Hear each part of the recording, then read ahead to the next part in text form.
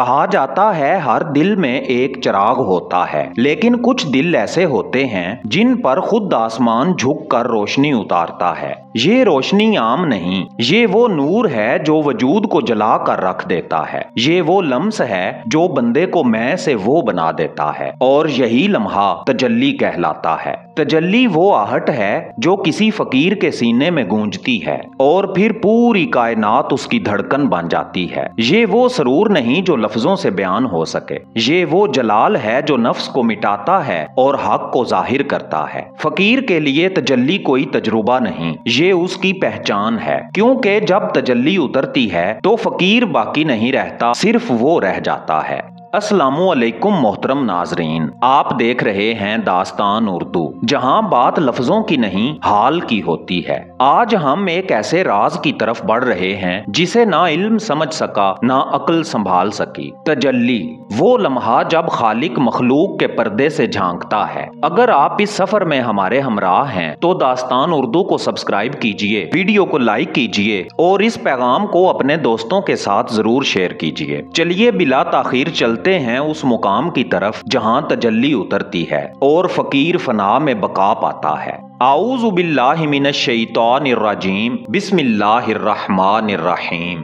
تجلی لفظ چھوٹا ہے مگر مفہوم سمندر سے گہرا۔ یہ وہ لمحہ ہے جب ذات اپنی جھلک دکھاتی ہے اور مخلوق کے پردے لرز جاتے ہیں۔ یہ کوئی روشنی نہیں جو آنکھوں کو چندھیا دے، یہ وہ آگ ہے جو دل کو جلا کر منور کرتی ہے۔ فقیر کے لیے تجلی کوئی معجزہ نہیں، یہ اس کی سانس کا حصہ ہے۔ وہ چلتا ہے اور ہر سانس کے ساتھ اپنے رب کی تجلی محسوس کرتا ہے، کبھی پتے کے ہلنے میں، کبھی خاموشی کے شور میں، کبھی دل کے اندر اترتی کسی لہر میں۔ تجلی اس وقت اترتی ہے جب میں ختم ہو جائے، جب وجود سے خود نکل جائے اور صرف وہ باقی رہ جائے۔ یہ وہ مقام ہے جہاں فقیر کہتا ہے میں نے اسے نہیں دیکھا، میں خود اس کی نگاہ بن گیا ہوں۔ تجلی کو نہ کتاب میں پایا جا سکتا ہے، نہ کسی مزار کی خاک میں، نہ کسی عمل کی گنتی میں۔ یہ اس دل میں اترتی ہے جو خود کو فنا کر چکا ہو، جو اب دعا نہیں مانگتا بلکہ خود دعا بن چکا ہوتا ہے۔ فقیر جانتا ہے تجلی مانگی نہیں جاتی، یہ بخش دی جاتی ہے، اور جب بخشش آتی ہے تو نہ زمین ویسی رہتی ہے نہ آسمان۔ پھر جو کچھ دکھائی دیتا ہے وہ پردہ نہیں پروردگار ہوتا ہے۔ یہی وجہ ہے کہ فقیر کبھی روشنی کے پیچھے نہیں بھاگتا، وہ اندھیرے کو قبول کرتا ہے، کیونکہ اسی اندھیرے سے پہلی تجلی جنم لیتی ہے۔ تجلی دراصل اللہ کی وہ عنایت ہے جو بندے کے باطن کو آئینہ بنا دیتی ہے، پھر فقیر جہاں دیکھتا ہے وہیں اسے وہ نظر آتا ہے، اسی لیے اس کے چہرے پر سکون اور الفاظ میں آگ ہوتی ہے۔ یہی فقیری کا پہلا راز ہے کہ تجلی روشنی نہیں ظہور حق ہے۔ یہ اس وقت آتی ہے جب بندہ خود کو قربان کر دیتا ہے اور صرف ایک صدا باقی رہتی ہے کہ اس کے سوا کچھ نہیں۔ محترم دوستو، تجلی ایک ہی حقیقت ہے مگر اس کے رنگ، اس کے جلالات الگ الگ ہیں۔ فقیر جانتا ہے کہ اللہ اپنے جلوے کو ایک ہی صورت میں ظاہر نہیں کرتا، کبھی قہر بن کر، کبھی کرم بن کر، اور کبھی ایسے حسن میں چھپ کر کہ عقل اس کی تاب نہیں لا پاتی۔ پہلا درجہ ہے تجلی جلال۔ یہ وہ لمحہ ہے جب دل پر آگ برستی ہے، سب کچھ لرز جاتا ہے، وجود ٹوٹتا ہے، انا مٹتی ہے اور بندہ اپنے آپ سے اجنبی ہو جاتا ہے۔ یہاں سکون نہیں، آگ ہے، لیکن یہی آگ دل کی زنگ آلود دیواروں کو جلا دیتی ہے۔ یہی جلال وہ دروازہ ہے جس کے بعد فقیر کا دل آئینہ بننے لگتا ہے۔ پھر آتی ہے تجلی جمال۔ یہ روشنی نرم ہے، یہ جلا نہیں دیتی، یہ پگھلا دیتی ہے۔ یہ وہ لمحہ ہے جب آنکھیں بند ہوں اور پھر بھی سب کچھ دکھائی دے۔ یہ محبت کی تجلی ہے جہاں دل ٹوٹنے کے بعد نرم ہو جاتا ہے۔ یہی وہ مقام ہے جہاں فقیر کے سینے میں عشق کا دریا بہنے لگتا ہے۔ اور آخر میں آتی ہے تجلی کمال۔ یہ دونوں رنگوں کا امتزاج ہے، جلال کی آگ اور جمال کا نور۔ یہاں فقیر کو نہ خوف رہتا ہے نہ امید، بس وہ رہ جاتا ہے۔ یہی مقام ہے جہاں ذات اپنی پہچان خود دیتی ہے۔ یہاں فقیر نہ طالب رہتا ہے نہ مشاہد، وہ خود مشہود بن جاتا ہے۔ تجلی جلال جلائے، تجلی جمال سنوارے اور تجلی کمال خیال مٹا دے۔ یہ تینوں فقیر کے سفر کے 3 سانس ہیں، ایک میں وہ ٹوٹتا ہے، دوسرے میں بہتا ہے اور تیسرے میں فنا ہو جاتا ہے۔ یہی وہ مقام ہے جہاں خاموشی بولنے لگتی ہے، جہاں دل کے اندر ایک صدا گونجتی ہے، وہی ظاہر، وہی باطن، وہی آغاز، وہی انجام۔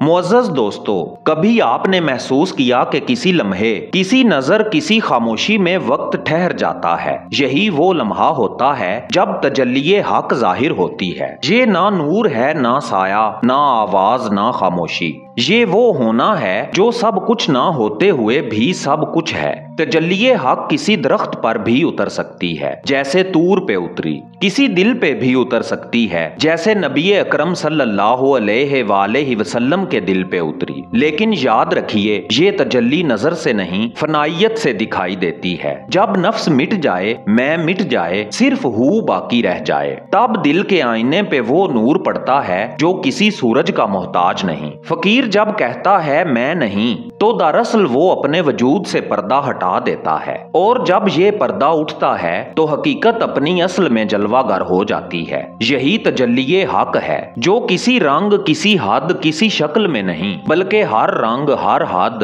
ہر شکل کی بنیاد میں ہے۔ یہ وہ تجلی ہے جو عقل کو حیران کر دیتی ہے اور دل کو زندہ، جو بتاتی ہے کہ خدا دور نہیں بلکہ ہر ذرے میں اپنے جلوے سے ہم کلام ہے۔ یہ وہ مقام ہے جہاں دیکھنے والا، دیکھے جانے والا اور دیکھنے کی کیفیت تینوں ایک ہو جاتے ہیں۔ یہ تجلی علم سے نہیں، عشق سے نصیب ہوتی ہے۔ عقل اسے پہچاننا چاہتی ہے مگر عشق اسے محسوس کر لیتا ہے۔ عقل دلیل مانگتی ہے، عشق صرف کہتا ہے اللہ ہو۔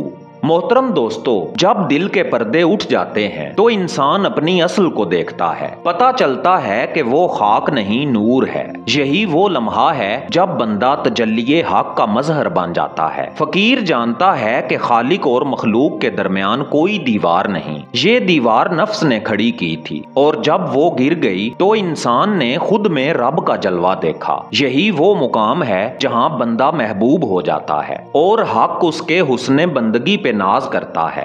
انسان کی تجلی دراصل خدا کی محبت کی تجلی ہے۔ وہ انسان کے دل میں اپنی صورت دیکھتا ہے۔ دل جو مٹا ہو، خالی ہو، نرم ہو، اسی دل میں وہ اپنے نور کو اتارتا ہے۔ یہاں نہ ظاہری عبادت کا زوم باقی رہتا ہے، نہ روحانی تجربے کا غرور۔ یہاں صرف عاجزی ہے، فنا ہے، اور وہ بے پایاں قرب ہے جہاں بندہ اور رب ایک ہی حقیقت کے 2 نام بن جاتے ہیں۔ یہاں ایک فقیر شاعر لکھتا ہے، کیا خبر قصدن ہوا یا ہو گیا، اب کروں کیا، اب تو پیدا ہو گیا۔ ایک حقیقت کے جو 2 ٹکڑے ہوئے، ایک خدا اور ایک بندہ ہو گیا۔ داستان اردو کے معزز ناظرین، یہ دعا کا لمحہ ہے، اپنے ہاتھوں کو اٹھائیں اور اللہ کے حضور دعا کریں، یا اللہ ہمیں وہ دل عطا کر جو تیرے نور کو پہچانے، وہ آنکھ عطا فرما جو تجلی کو دیکھ سکے، اور وہ نفس دے جو فنا ہو کر تیرے قرب میں جینا سیکھے۔ ہم سب کو تجلی حق، تجلی عشق اور تجلی انسان کی پہچان نصیب فرما۔ اے اللہ ہمیں اپنے نور سے زندہ رکھ اور اپنی یاد سے آباد رکھ، آمین یا رب العالمین۔ اگر آپ بھی دل سے اس دعا میں شامل ہیں تو کمنٹس میں آمین ضرور لکھیں تاکہ یہ دعا ہم سب کے حق میں قبول ہو۔ اور اگر آپ کلندری فقر، روحانیت اور عشق حق کی گہرائیوں کو سمجھنا چاہتے ہیں تو داستان اردو کی 2 ڈیجیٹل کتابیں دستیاب ہیں۔ داستان اردو کے اس واٹس ایپ نمبر پہ میسج بھیج کے آپ یہ حاصل کر سکتے ہیں اور اپنے روحانی سفر کو آگے بڑھا سکتے ہیں۔ مختصر ہدیے کے ساتھ یہ فوراً آپ کے واٹس ایپ نمبر پہ سینڈ کر دی جائیں گی۔ اگر یہ ویڈیو آپ کو پسند آئی ہو تو لائک کیجئے، سبسکرائب کیجئے اور بیل آئیکن ضرور دبائیے تاکہ اگلی روحانی داستان خود بخود آپ کو مل جائے۔ میں ہوں اعزاز کاظمی، ملتے ہیں کل شام ایک نئی دل میں اتر جانے والی داستان کے ساتھ، صرف داستان اردو پر۔ تب تک کے لیے اللہ نگہبان۔